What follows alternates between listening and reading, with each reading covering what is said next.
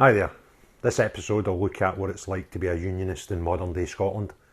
And before we get into the topic, just a quick reminder, if you enjoy the podcast channel, please hit the subscribe button. If you enjoy any particular podcast, please hit the thumbs up. And if you want notifications for future episodes, please hit the bell symbol. And as usual, please join in the chat, leave your comments and messages below and join the community. So today, I just thought I'd put to camera my views of what it's like to be a unionist in modern day Scotland. And to give it some context, I'll give you some background. I was born in the 70s in Scotland, in Renfrewshire, and the town I was in was quite an industrial town. It was built for the car plant in Linwood at the time. And my formative years were spent as a whole community, celebrating things like the Royal Wedding, celebrating things like the Queen's Jubilee, etc. And back then, there didn't seem to be a differentiation between Unionists and Republican separatists. It just wasn't a thing. And the community that I was part of was split, probably 50-50 down, normal social structures for that area, where there was Catholics, Protestants, old people, young people, people that supported one football team and others that supported another, and they just got on with it. I can't remember a single person, in fact there wasn't any when I look at old photographs, who in this day's measured times would probably be considered Unionists, and others that would be considered separatists. But back then we were all able to enjoy things that were just considered normal. And that was celebrating royal weddings and celebrating the Queen's Jubilees. You couldn't do the same today, in today's Scotland. It would be ridiculous to even consider having street parties where 100% of the community took part in such celebrations of things that are considered British. It just wouldn't happen. And I never noticed how polarised we were until the SNP got their way and were allowed to hold a referendum in 2014. And the run up to that, I would suggest the first 2 years of that were horrific. It was horrible to see, horrible to be part of, horrible to witness, where Scots had to decide if they were one side of a polarised opinion. You weren't allowed to be neutral. You were encouraged to be a clear yes or a clear no. And I don't think we're fully recovered from that. At the time, although it was unpleasant, you knew in 2014 you had an end date or an expected end date to that. And the expectation, regardless of which way the referendum would go, then someone would win and someone would lose, and we could probably get back to leading normal lives again and accept democracy. But I must say, in the run-up to the referendum, I was probably guilty of something that the separatists were also guilty of, and that was counting stickers and social media posts. Because if the vote was taken on stickers on cars or stickers in house windows or lapel badges, then I think it's fair to suggest that the yes vote would have won by a considerable margin. And also, if you were to hold a referendum based on the number of social media posts, yes would have won quite convincingly. And I came into the night of the vote and the vote counting not very confident, I must admit. And that's because I fell into the trap that I believe many separatists have also fallen into, and that was badge counting and post counting. And what happened after that? Polling finished, 10 o'clock, whenever it was, and the votes started being counted. And I sat up until it was definite. The vote was definite, which was the majority of the evening, into the early hours of the following morning. And to my relief, I went to bed knowing that I would wake up the next morning still part of the United Kingdom. And I know how relieved I was, because I'd been badge counting. I can only imagine that the separatists who were badge counting would have woke up in a very different mood, because they couldn't believe the reality that they faced. And I think that's a massive reason why the last 10 years have been quite horrific to live in Scotland as a unionist. Because if I went to my bed one night convinced that something was going to happen the next morning and it wasn't to happen, it would probably affect my psyche. And I believe it's affected the psyche of the separatist movement in Scotland ever since the results were posted for that referendum in 2014. And instead of seeing a country that I believed, and I took to social media and posted such the following morning, that I thought Scotland could move on from this. And those who wanted independence and had failed, but had quite clearly shown a desire for a better Scotland, my hopes were that they would get on with the job in hand and obtain a better Scotland with the powers, the heavily devolved powers that Scotland has had for some time in the devolved parliament. Horrid. But I was naive. I was naive to hope that the Scottish people could be grown up and accept democracy and accept their own words, which they seem to want to change all the time, about once in a generation, once in a lifetime, and just ignore these things. And they want to bring into the arguments, but there was material change, that Scotland voted out of the EU and was pulled from it against its wishes. Unfortunately, Scotland wasn't a member of the EU. So to state such thing is just total bollocks. Scotland didn't vote out of the EU because that wasn't the question on the paper. The EU referendum was, should the United Kingdom withdraw from the EU? And the vote of the United Kingdom was yes. I mean, you hear separatists argue that that was against Scotland's not having its say and all these things. Then I often think, well, two things. One, what if Scotland was part of the EU and it was a Scottish only vote to remain in the EU and the majority of Scotland voted out? But let's take an example of Glasgow or Edinburgh. Let's say part of Scotland had voted to remain in the EU. Would they then say, well, I didn't get the will of the Glasgow people or the way of the Edinburgh people, and kick up stink and call that material change and then look for independence from Scotland? Of course they wouldn't.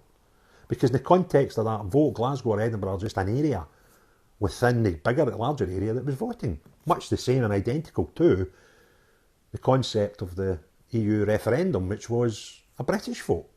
And I dare say, if you micromanage the analytics of the whole vote, there might have been other areas, or towns, cities, or even streets in the rest of the United Kingdom that voted to remain, but the majority won, and we left the EU. And the second point about that, and it's an argument that separatists often use about this, not getting their way. Does that mean that if the impossible happened and Scotland was able to join the EU, there's a number of factors they can't, that nationalists and separatists completely ignore.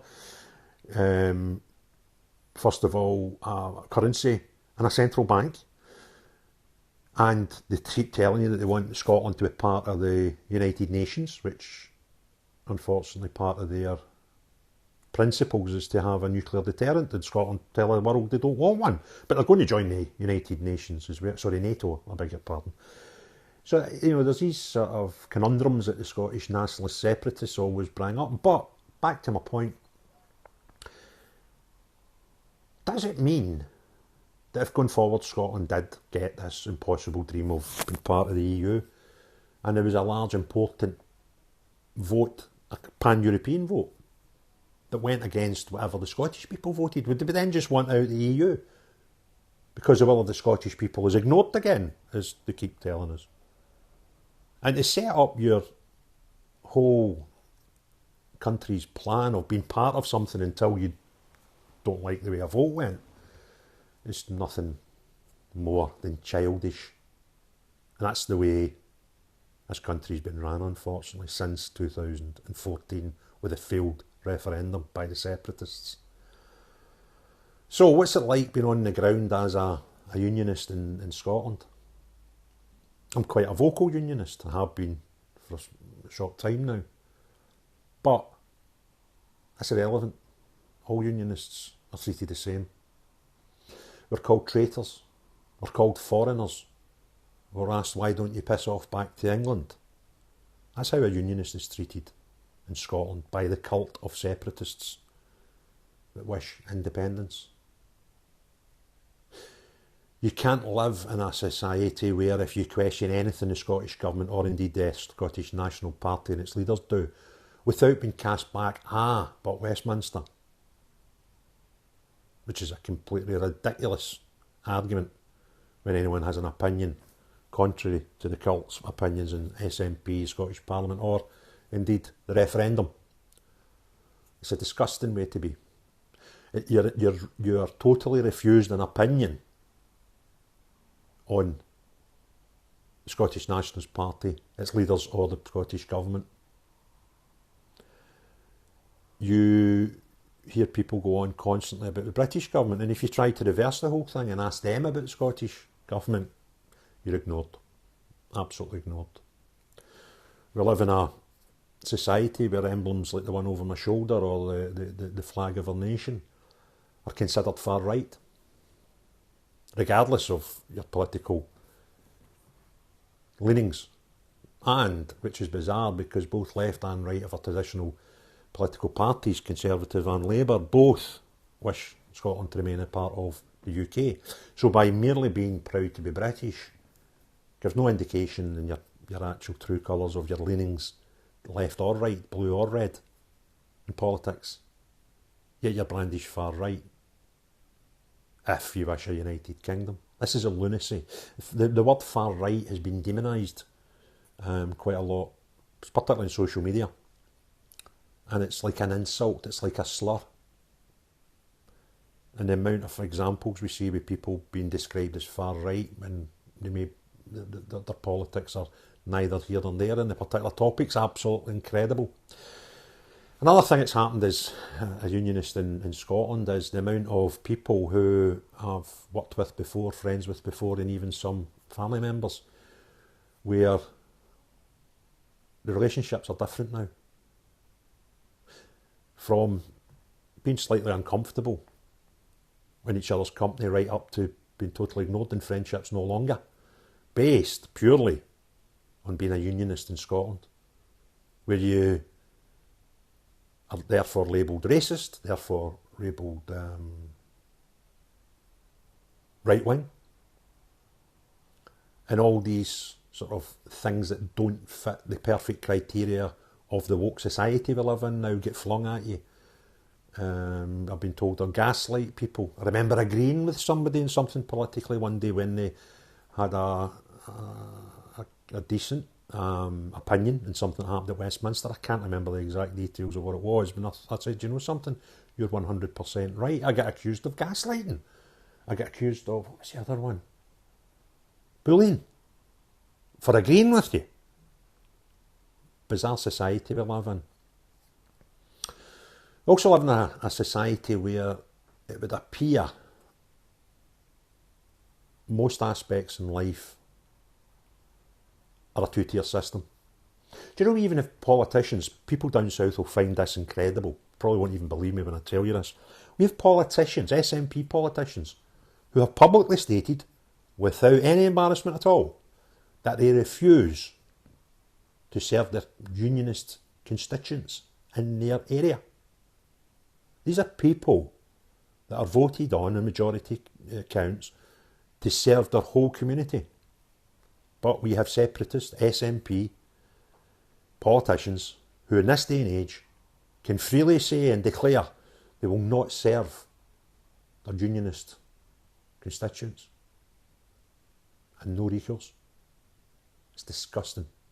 How can a man paid after being voted to serve his community, entire community, creed or colour shouldn't, not religion does not come into it, but now the politics do.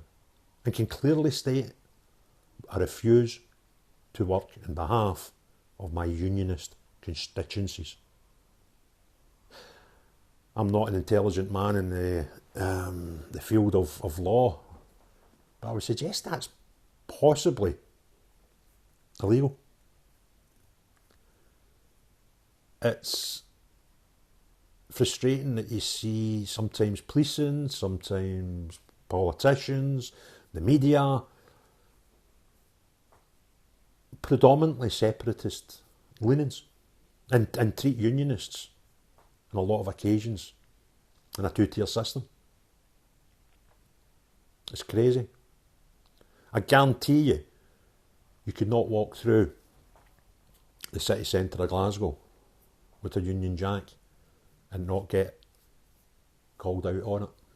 Get called a traitor, a foreigner, a racist, a right wing, a Nazi, which I think is bizarre when those shouting it would probably freely vote for the Scottish Nationalist Party, who are not really a political party. They don't act like one. But thanks for listening. If you enjoyed the video, please hit the thumbs up. If you want to see more, subscribe and press the notifications. And I hope it's given those who are unsure of what it's like to live in Scotland as a unionist a little glimpse of what we have to deal with up here. Long live the Union.